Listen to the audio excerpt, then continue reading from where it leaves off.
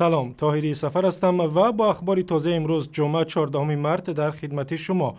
مقامات تاجیکستان میگویند وضع مالی کارخانه عظیم تولید آلومینی بد است و آن به ورشکستگی نزدیک شده است. در حسابات 9 ماهه وزارت مالیه درباره فعالیت کارخانه‌های عظیم دولتی آمده است که قرض تلکا در 9 ماه سال 2013 به بیشتر از 1 میلیارد و 700 میلیون سومانی رسیده است که در مقایسه با همین دوره سال 2012 266 میلیون سومانی زیادتر است.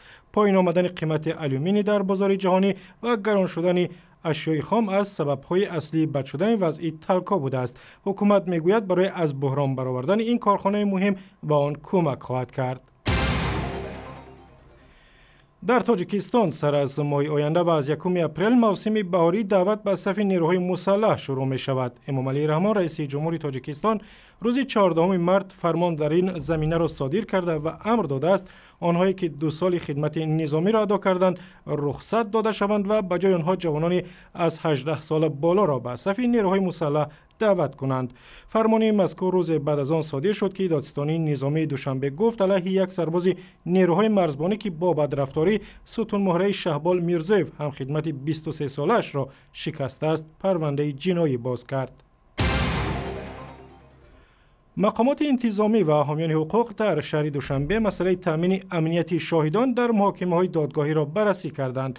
از جمله رمضان رحیموف وزیر امور داخلی گفت که تاجیکستان برای امن نگه داشتن شاهدان جنایت از دست جنایتکاران خطرناک استراتژی ویژه قبول کرده و چاره می‌اندیشد، اما حامیان حقوق میگویند که این تدبیرها کافی نیستند. در بعضی از محاکمه‌های دادگاهی در تاجیکستان شاهدان از ترس فردی متهم خطرناک از دادن شهادت خودداری می‌کنند.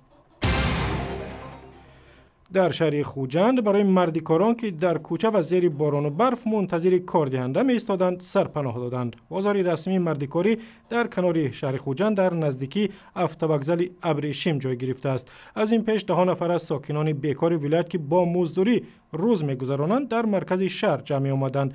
مقامات خوجند میگویند سعی دارند شرایط را برای این مردم بهتر کنند.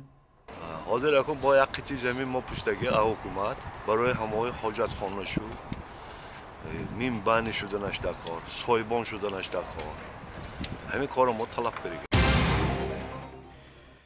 بنا به گزارش‌ها برف یکی از قطعه‌های راه دوشنبه خوجند را بسته و سبب درماندن صدها نفر در منطقه تکفان شده است. مقامات میگویند سعی دارند راه را هر چه زودتر از برف پاکیزه کرده شرایط را برای ادامه سفر مردم فراهم کنند. اگر در این گوشه کوهستانی تاجیکستان هنوز برف و سردی حکم فرمایی میکند، اما در وادی‌ها بهار آمده است و نشانه اولین آن گل سیاه‌گوش است که در تل و پشت‌ها می‌بینید. قبل از همه این گل به دست بچه‌ها میرسد که هم برای مادرشان میآورند و هم برای فروش.